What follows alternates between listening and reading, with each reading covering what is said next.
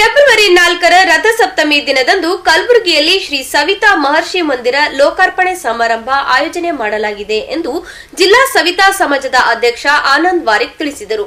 ಕಲಬುರಗಿ ನಗರದ ಪತ್ರಿಕಾ ಭವನದಲ್ಲಿ ಸುದ್ದಿಗೋಷ್ಠಿ ನಡೆಸಿ ಮಾತನಾಡಿದ ಅವರು, ಭಾರತದ ಇತಿಹಾಸದಲ್ಲೇ ಇದೇ ಮೊದಲ ಬಾರಿಗೆ ಶ್ರೀ ಸವಿತಾ ಮಹರ್ಷಿ ಮಂದಿರ ಲೋಕಾರ್ಪಣೆಗೊಳ್ಳುತ್ತಿದ್ದು, ಕಲಬುರಗಿ ನಗರದ ನೆಹರು ನಗರ ಬಡಾವಣೆಯಲ್ಲಿ ಫೆಬ್ರವರಿ 3ರಂದು ಹೋಮ ಹವನ ಕಾರ್ಯಕ್ರಮ ಜರುಗಲಿದೆ. ಬಳಿಕ ಫೆಬ್ರವರಿ 4ರಂದು ಭವ್ಯ ಮಂದಿರ ಲೋಕಾರ್ಪಣೆಗೊಳ್ಳಲಿದೆ. ಅಂದು ನಡೆಯುವ ಕಾರ್ಯಕ್ರಮಕ್ಕೆ ಅನೇಕ ಮಠಾಧೀಶರು ಹಾಗೂ ರಾಷ್ಟ್ರಮಟ್ಟದ ಸವಿತಾ ಸಮಾಜದ ಮುಖಂಡರು ಆಗಮಿಸುತ್ತಿದ್ದಾರೆ. ಹೀಗಾಗಿ ಸಮುದಾಯದ ಬಂಧುಗಳು ಹೆಚ್ಚಿನ ಸಂಖ್ಯೆಯಲ್ಲಿ ಭಾಗವಹಿಸಿ ಕಾರ್ಯಕ್ರಮವನ್ನು ಯಶಸ್ವಿಗೊಳಿಸುವಂತೆ ಮನವಿ ಮಾಡಿದರು. ಸವಿತಾ ಮಹರ್ಷಿ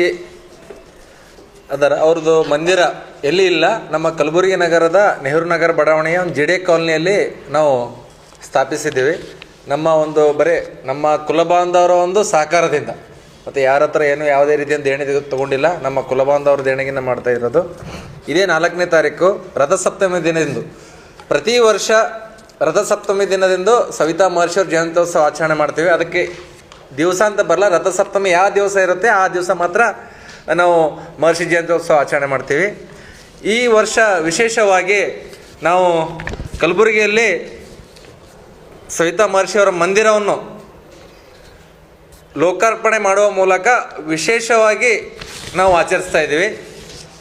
ಅದಕ್ಕೆ ನಮ್ಮ ಸವಿತಾ ಪೀಠದ ಪೀಠಾಧಿಪತಿಗಳು ಶ್ರೀ ಸವಿತಾನಂದನಾಥ ಮಹಾಸ್ವಾಮೀಜಿಗಳು, ಹವಾಮಲ್ಲಿನಾಥ ಸ್ವಾಮೀಜಿಗಳು, ಸ್ವಂತದ ಶಂಕರಲಿಂಗ ಮಹಾರಾಜರು ಹಾಗೂ ಕೆಂಚಬಸವೇಶ್ವರ ಶಿವಾಚಾರ್ಯರು, ಗುಡೇಮಾರ್ನಳ್ಳಿಯ ಭವ್ಯತಾಯಮ್ಮನವರು ದಿವ್ಯ ಸಾನ್ನಿಧ್ಯ ವಹಿಸ್ತಾ ಇದ್ದಾರೆ.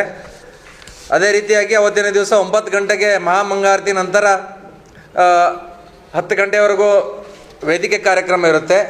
11 ಗಂಟೆಯಿಂದ 12 ಗಂಟೆವರೆಗೂ ನಮ್ಮ ಸಮುದಾಯದ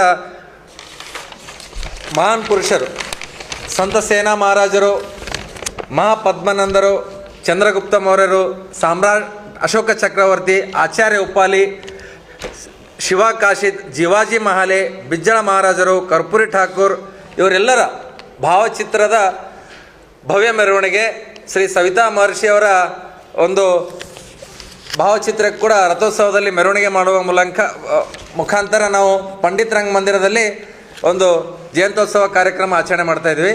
ಮೊಟ್ಟ ಮೊದಲಿಗೆ ನಾವು 9 ಗಂಟೆಗೆ ಇಲ್ಲಿ ಮಹಾಮಂಗಳಾರತಿ ಇರುತ್ತೆ. ಅವತ್ತಿನ ದಿವಸ ಎಲ್ಲ ಸಮಾಜದ ಕುಲಬಾಂಧವರು, ಚಿಂತಕರು ಹಾಗೂ ಇತರೆ ಸಮುದಾಯದ ಮುಖಂಡರುಗಳಿಗೂ ಆಹ್ವಾನಿಸ್ತಾ ಇದ್ದೀವಿ. ಅದೇ ರೀತಿಯಾಗಿ ನಮ್ಮ ಜಿಲ್ಲಾ ಉಸ್ತುವಾರಿ ಸಚಿವರಿಗೆ ಹಾಗೂ ಎಲ್ಲ ಶಾಸಕರಿಗೆ, ಜನಪ್ರತಿನಿಧಿಗಳಿಗೆ